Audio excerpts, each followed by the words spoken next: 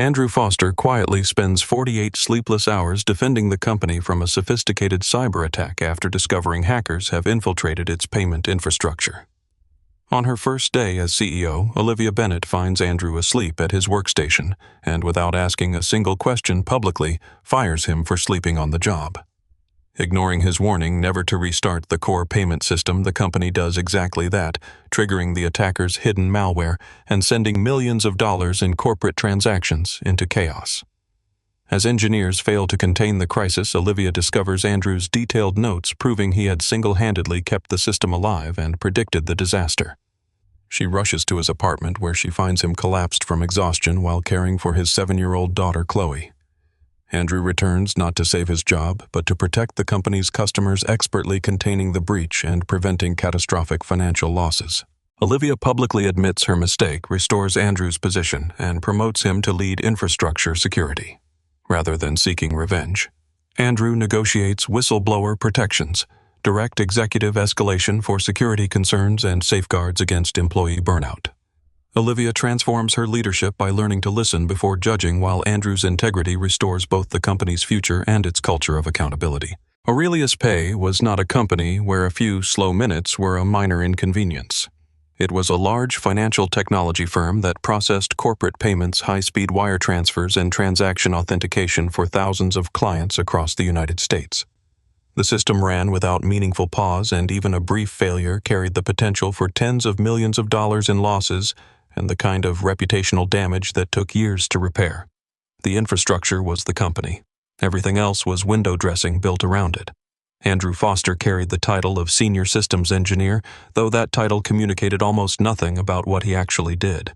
He was 34 years old, quiet in the way that people who have seen enough stop needing to announce themselves, and entirely uninterested in the internal politics that consumed most of his colleagues. New employees who encountered him usually assumed he was unremarkable solid, but dated always slightly rumpled, eyes carrying the faint darkness of chronic undersleep. A cold cup of coffee perpetually forgotten near his keyboard. He was not a man who understood the art of making himself visible.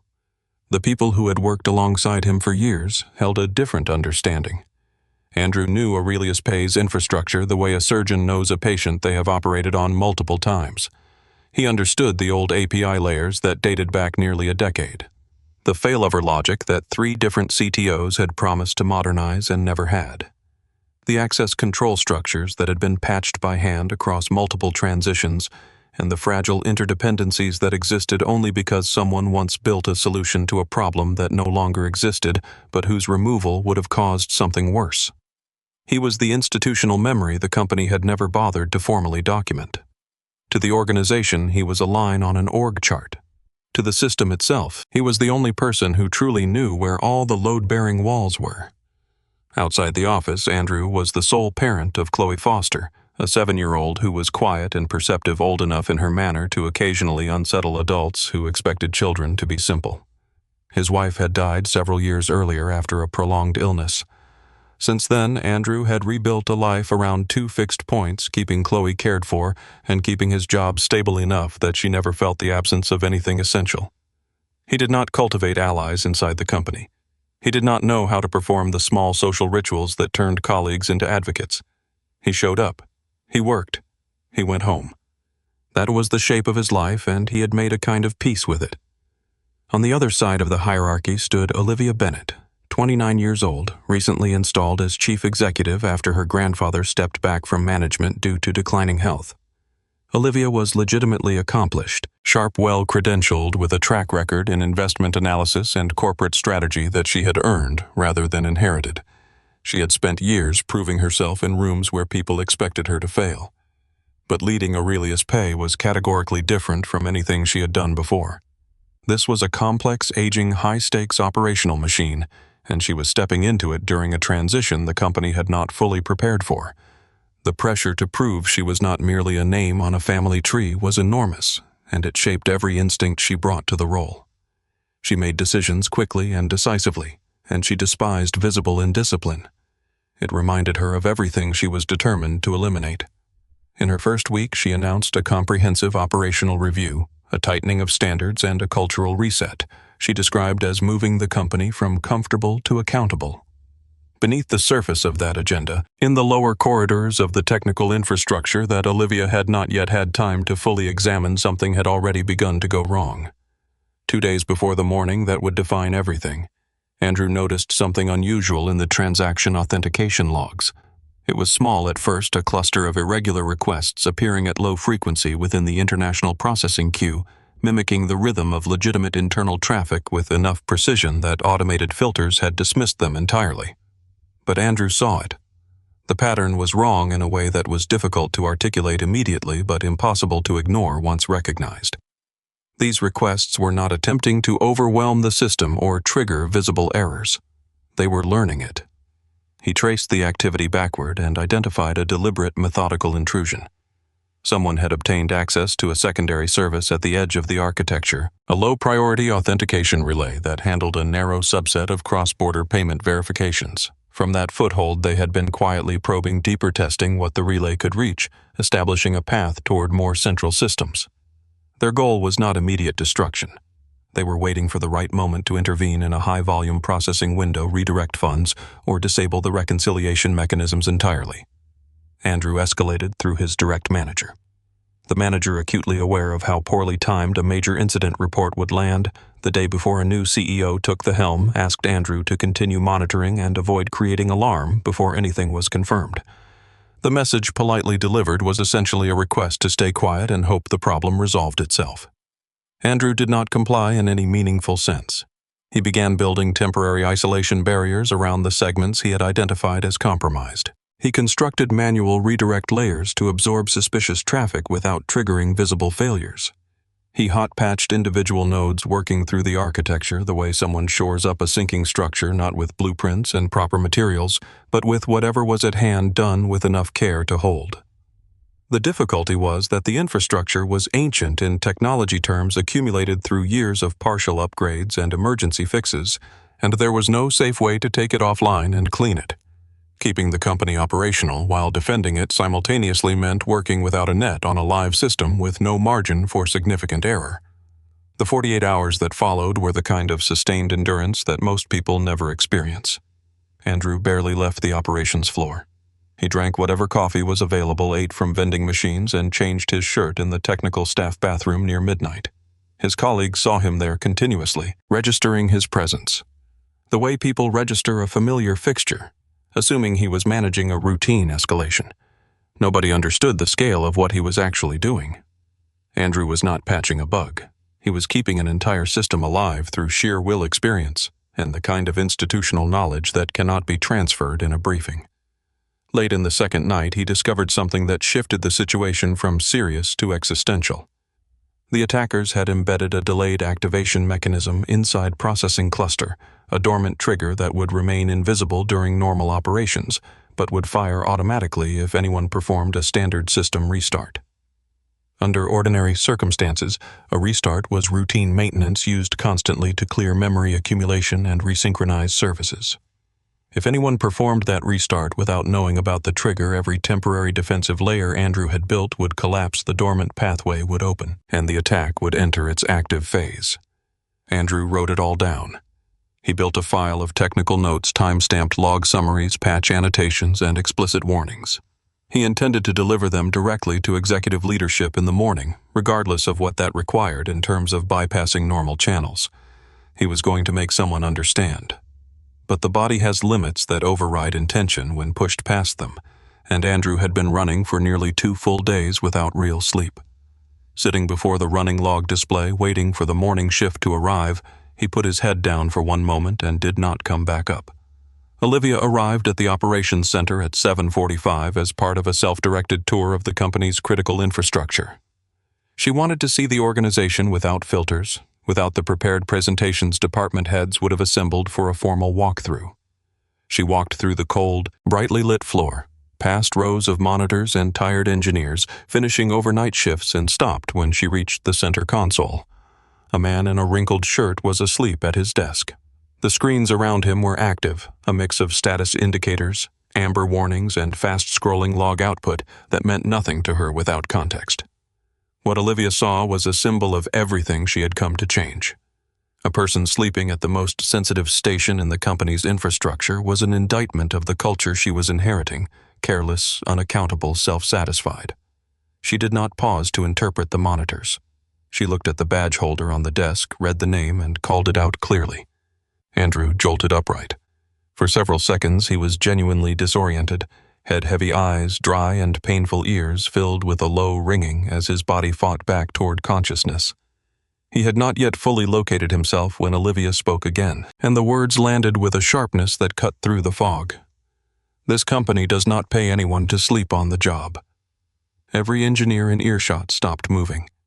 Andrew steadied himself, recognized the woman from the company announcement he had seen the previous week, and understood immediately what he was dealing with. He spoke before she could continue. "You need to hear what I have to say about the core payment cluster. Please don't." Olivia cut across him without hesitation. "I don't need to hear anything on my first morning. Security collect his access card. HR initiate termination immediately." Andrew looked at her, not with fear, not with desperation, but with the specific urgency of someone watching a preventable disaster approach. He tried once more. "If someone restarts the system." Olivia had already turned her attention to the security officer moving toward him. "I've said everything I'm going to say." The room stayed silent. Several engineers who had been on shift for hours, who knew Andrew had been there nearly the entire time, said nothing. Speaking against the new chief executive in her first hour would have been a professional act of extraordinary boldness that none of them could bring themselves to perform. Andrew removed his badge slowly without argument. He did not raise his voice. He did not list what he had done. He asked for nothing. Before he walked out, he looked at a younger engineer named Daniel standing nearby and said 4 words clearly enough for several people to hear. "Do not restart it." Someone thought he was being dramatic. Someone else assumed it was the bitter parting remark of a man who felt wronged. Olivia did not register it as anything meaningful at all. She had already filed the morning as a necessary act of leadership, the first clean signal that the era of comfortable negligence was over. Andrew left the building at the pace of a man with nothing left in his legs. He had not been given a single opportunity to share what he knew. He did not know whether the warning he had managed to leave behind would be enough. After Andrew left, the operations floor continued functioning. The dashboards looked manageable from a surface reading. The isolation layers he had installed overnight were quietly absorbing irregular traffic, keeping the most sensitive processes stable in a way that was invisible unless you understood what you were looking at. To Olivia and the supervisors joining her morning briefings, the system running normally in Andrew's absence seemed to confirm the logic of the decision. If nothing had broken yet, there had been nothing urgent to begin with. She moved through her scheduled meetings with focused energy, outlining expectations for each department head in language that was precise and unambiguous. She talked about accountability, structural efficiency, and cultural transformation. Some people left those meetings feeling energized. Others left with a formless unease they could not articulate.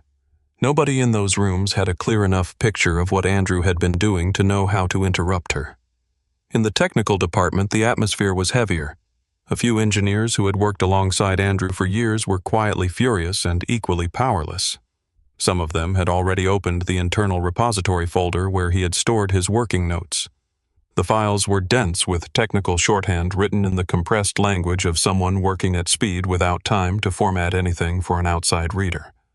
There were warning annotations, patch references marked with notations specific to Andrew's own documentation system, and several explicit flags that stood out even to someone who only half understood the context. Nobody there had the full picture. They each had pieces, and the pieces did not yet form something actionable. Shortly before noon, a processing cluster began showing elevated latency. Transactions backed up in the queue, taking several seconds to clear instead of fractions of a second. The on-duty supervisor, recognizing familiar patterns of congestion, made the assessment that a service restart would clear whatever memory buildup was causing the slowdown. It was a standard tool he had used dozens of times. As he prepared the command, Daniel hesitated. "He told us not to restart it," Daniel said quietly enough that it almost was not said at all. The supervisor's expression flickered with impatience. "He's been terminated." That settled it. In the practical logic of institutional hierarchy, a dismissed employee's final words, The approximate weight of a stranger's opinion. The restart command executed. Andrew reached home in a state that was somewhere between conscious and not. His phone had accumulated messages from work contacts he no longer had standing to respond to, and he left them unread. He found Chloe at the kitchen table working through arithmetic problems with focused seriousness. He managed something close to a smile, and then the sofa claimed him. He did not take off his jacket. He placed the open laptop beside him, its screen still cycling through remote monitoring displays, and was asleep before he had decided to be. The restart executed at 12:47 in the afternoon, during the early peak of the business day's second trading window. In the first minutes, there was a misleading improvement. Queue times dropped. Congestion patterns smoothed. The supervisor exhaled. Then the authentication tokens went asynchronous. It happened in waves. The first sign was a cluster of transaction sessions reporting unexpected state mismatches, payments showing as uninitialized as if they had never begun.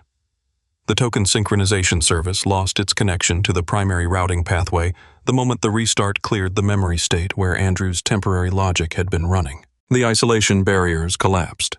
The dormant trigger fired. What followed was quiet, technical, and deeply frightening to anyone who understood the numbers on screen. Outbound transaction routing began redirecting a subset of traffic toward endpoints outside Aurelius Pay's verified network.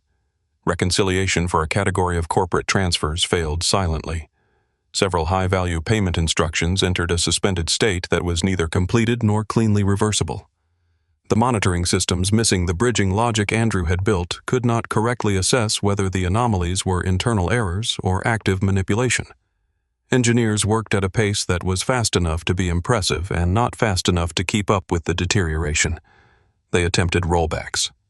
The rollbacks did not anchor correctly because the system state they were targeting had never been formally documented.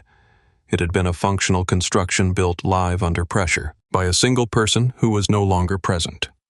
They attempted to isolate the affected nodes, but the interdependencies, Andrew understood intuitively, were not mapped anywhere accessible. Someone pulled up his repository notes and read them aloud to the group gathered around the primary console. The notes described the current failure mode with remarkable precision. Understanding them fully enough to reverse what was happening was a different matter entirely. Olivia was called down from the executive floor. She walked into the operations center for the second time that day and found a room that had been transformed. The monitors were overwhelmingly red. Engineers moved between stations with the tight urgency of people who know exactly how serious something is and are afraid to name it plainly. Calls from enterprise clients were already coming in. She asked what was happening. A senior engineer turned from his console, face pale and composed in the way of someone who has decided to say the true thing. It looks like he was holding the entire system together by hand for 2 days. We just deactivated all the defensive layers he built. The phrase he used did not require a name. Everyone in the room knew. Olivia asked if they could fix it. She asked who understood Andrew's patch logic. She asked where the CTO was and what the CTO's working knowledge of the legacy infrastructure looked like. The answers she received did not comfort her. The CTO was strategically strong and operationally thin in precisely the areas that mattered now. The engineers present knew enough to work the problem, but not enough to work it at the depth and speed the situation required. The documentation that should have existed for systems. This critical had never been written or was years out of date. The company was bleeding, and the only person who fully understood its circulatory system had been escorted from the building that morning. Olivia read Andrew's notes from beginning to end at an empty workstation. In the repository folder Daniel had flagged, there was a consolidated log file, time-stamped patch notations, and a plain text summary, written like field notes by someone who had not expected to have time to revise them. At the bottom of the final page, in a font size slightly larger than the rest, was a line that had evidently been added last. If I am no longer available, do not restart the core services under any circumstances. This is not a performance issue. This is a staged attack waiting to be triggered. Call me first. He had left a phone number. Nobody had called it. The engineers around her were doing their best work, and their best work was not going to be enough, and they all knew it. Olivia closed the file. She sat for a moment with her hands flat on the desk. The feeling arrived and would not be briefly processed and set aside. She thought about the morning Andrew's face when he tried to speak the specific urgency he had been carrying. She had not misread it as insignificant. She had dismissed it before reading it at all. She had been so certain she understood what she was looking at that she had refused to look. She asked HR for his home address. The file was sparse, and it took several minutes of searching through emergency contact records before a current address was confirmed. She called 3 times. The phone rang without answer each time. His body, she understood, might genuinely be unable to hear it.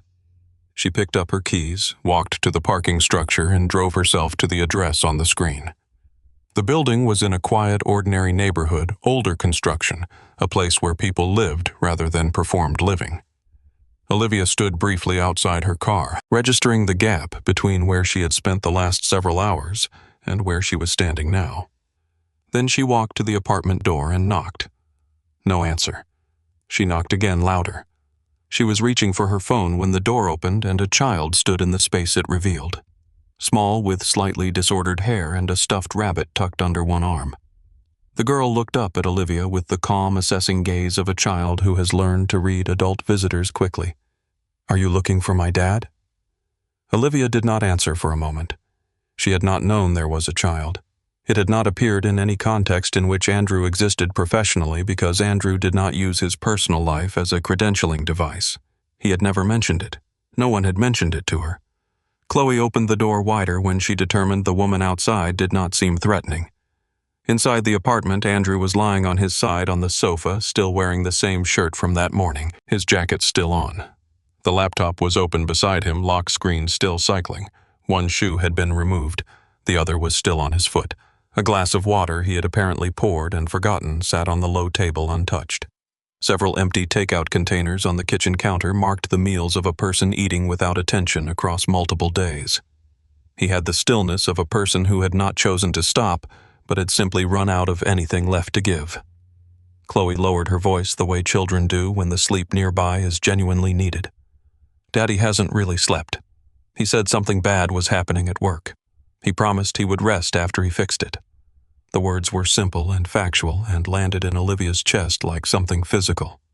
She looked at the apartment, the careful economy of it, the evidence of a life organized around necessity and love, and thought about every assumption she had carried into the operations center that morning. The image she had constructed in 10 seconds. The certainty she had felt the complete and total wrongness of it. She asked softly whether Chloe was alone. The girl said a neighbor would come over soon and that her father had only fallen asleep after he got home. Olivia understood with a clarity that was almost physical what she had done. She had not simply made a bad call. She had removed at the worst possible moment the man silently carrying the weight of the company's survival. And she had done it because the image of him sleeping had fit so neatly into the story she had already decided to tell. She touched Chloe's shoulder once gently and asked if she could wake him. It took several attempts before Andrew surfaced. He came back to consciousness in layers the way profoundly sleep-deprived people do. When he recognized Olivia standing in his living room, his first expression was not anger. It was the specific exhaustion of a person who has just been handed one more demand they did not ask for. He sat up slowly. He said nothing. Olivia sat in the chair across from him. She did not arrange her words carefully or build toward anything gradually. "I didn't listen to you this morning. I fired you before I understood what was happening. I need to apologize for that." Andrew looked at her without speaking. He was not withholding the response strategically. He was simply not in a place where accurate words changed what he was feeling. She continued because the situation did not allow her to wait. They restarted the system. "It's failing. Nobody in the building understands your patch logic well enough to stop it." Andrew closed his eyes for a moment. Not shock, just the particular heaviness of being right about something you had hoped not to be right about. He reached for the laptop and pulled up the remote monitoring interface.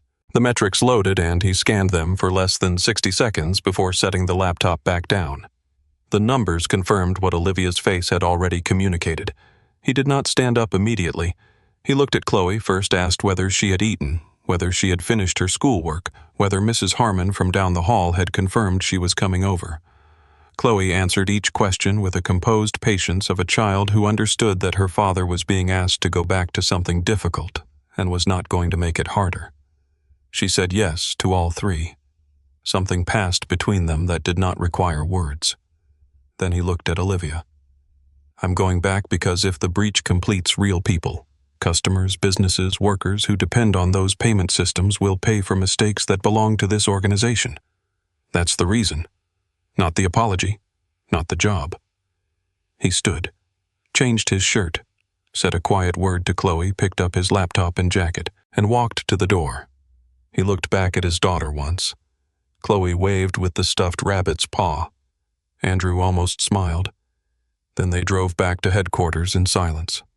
When Andrew walked back into the operations center, the room changed in a way that was not quite describable but was immediately felt by everyone present. Not celebration. Something closer to the specific relief of a group of people who have been managing a problem beyond their capacity and have just seen the person with the relevant capacity come back through the door. He did not acknowledge the shift. He moved directly to the primary console, took the seat someone vacated without being asked, and began a rapid assessment of current system state. He asked for full log access, current architecture diagrams, and a verbal summary of every intervention the team had attempted since the restart. He listened without interrupting. When the summary finished, he was quiet for approximately 8 seconds. Then he started distributing the work. He put 5 people on isolating the anomalous outbound connections, carefully redirecting them into a controlled observation environment rather than blindly blocking them. He sent 2 engineers to construct a mirror pathway tracking exactly where redirected transaction data was being channeled. He asked a 3rd group to prepare a controlled failover for the highest value processing queue. He asked someone from the legal team to contact the 3 largest enterprise clients with a scripted message acknowledging a temporary technical issue without triggering contractual escalation clauses. He asked one person to do nothing except record every command he issued in order. The distribution of the work was its own kind of demonstration. Andrew was not performing mastery.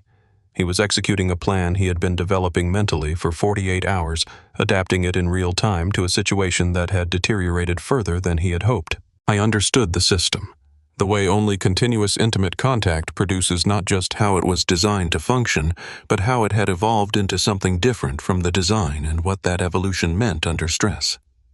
Over the following 90 minutes, the bleeding slowed. The anomalous routing pathway was severed from its connection to the core payment layer. 3 suspended high-value transactions were isolated and quarantined before any funds transferred outside. Verified was identified and neutralized through 17 specific changes to the authentication configuration that closed the door the attackers had built and removed the key from the lock. There were losses. Several smaller transaction batches would require manual reconciliation. 2 enterprise clients would receive formal incident notifications. The security audit that followed would be extensive and expensive, but the catastrophic outcome, a large-scale diversion of corporate funds, followed by public disclosure of a failure of that magnitude, had been averted. When Andrew confirmed that the authentication layer had stabilized and the intrusion pathway was permanently closed, the room released a collective breath. Olivia, who had stood at the edge of the working area for the entire duration, felt the tension leave her in a wave that was almost dizzying. The emergency review was called within the hour. Department heads, the CTO, and the board's technical liaison gathered in the main conference room. The incident report was presented in full. Andrew had detected the intrusion first, 2 days before anyone else. He had reported it through proper channels and been effectively told to wait. He had worked for 48 hours to hold the infrastructure together. He had been terminated before he could brief the incoming CEO.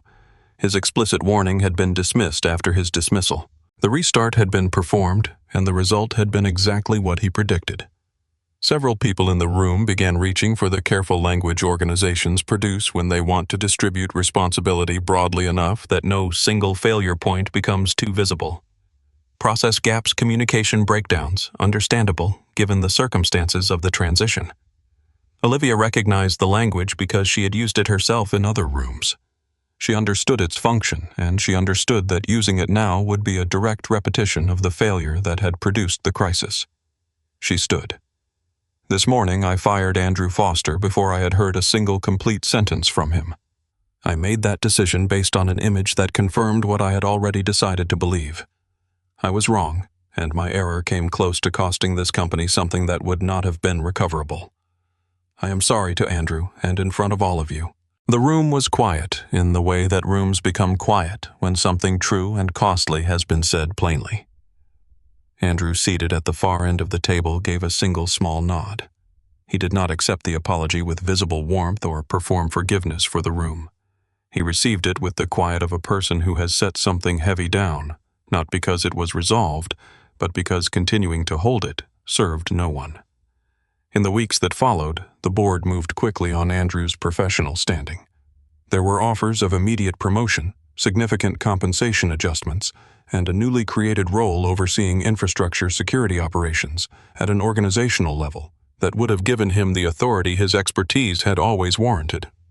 What he negotiated first before any title or number was finalized was a set of structural changes. He asked for a revised escalation protocol, guaranteeing frontline engineers a direct path to executive leadership when reporting security concerns, a path that could not be blocked by middle management protecting its own comfort.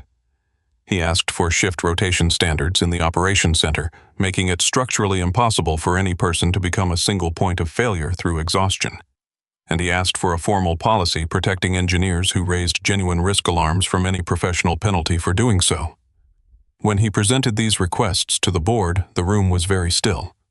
Everyone present understood what they were looking at: a man who had been handed a significant amount of institutional leverage and had chosen to spend most of it on policies that would protect the next person in his position from being destroyed the way he had almost been destroyed. Olivia accepted everything without modification. The change that mattered most was not in any document. It was in how she led. Her decisiveness remained. Her standards stayed high, but something in the way she moved through the organization shifted. She slowed down in the moments that required listening. She began arriving in departments not to inspect, but to ask questions, and she learned to ask the kinds that made people feel safe enough to answer honestly. She began to recognize with increasing reliability the difference between someone who talked loudly about their work and someone who was quietly holding something essential together. It was not a skill she had possessed before. It was one she had paid dearly to acquire. One afternoon, several weeks after the incident had been formally closed, Olivia came through the main lobby and noticed Andrew near the entrance. He was crouched slightly to adjust the strap on a small backpack, listening to Chloe with complete attention as the girl delivered a fast and emphatic account of something that had happened at school. His face, which Olivia had seen under pressure for an entire day and memorized as controlled and precise, was entirely different now. Open soft, lit from within in a way that professional competence does not produce. He was not a man in a building. He was a father at the end of a long day, and that was all he needed to be. Olivia stood back and did not approach immediately. She had learned to recognize the moments that belonged to other people. After a moment, she walked over, not as the chief executive, without any agenda. She held out a small stuffed rabbit, the worn one she had noticed on the apartment floor during her visit, and found in her coat pocket 2 days later, apparently slipped in by Chloe during the confusion of Andrew being woken. She had meant to return it sooner. Chloe's face arranged itself into immediate delight. She took the rabbit and tucked it under her arm with the satisfaction of recovering something important. Andrew looked at Olivia. There was no unresolved tension in the look and no performed warmth either. It was the look of two people who had come through something difficult from opposite sides and arrived unexpectedly at a version of mutual understanding that neither of them had planned for. Between them, there was no declaration, no clean ending. Only the particular texture of a relationship built entirely from hard truth, and the possibility if both of them were willing of something more honest than either had managed to build before. The story ended there in the ordinary brightness of a lobby in the late afternoon, with a child holding a stuffed rabbit and two adults standing close enough to see each other clearly. A man who had been publicly diminished had been publicly restored in the same building before many of the same people. A woman who had entered power, certain of her own clarity, had learned the most expensive lesson of her professional life: that authority exercised without the willingness to listen is not strength. It is a specific and very costly kind of blindness. And somewhere in the space between those two facts, in the complicated quiet that follows a crisis, once the crisis has finally passed, something fragile and real had begun.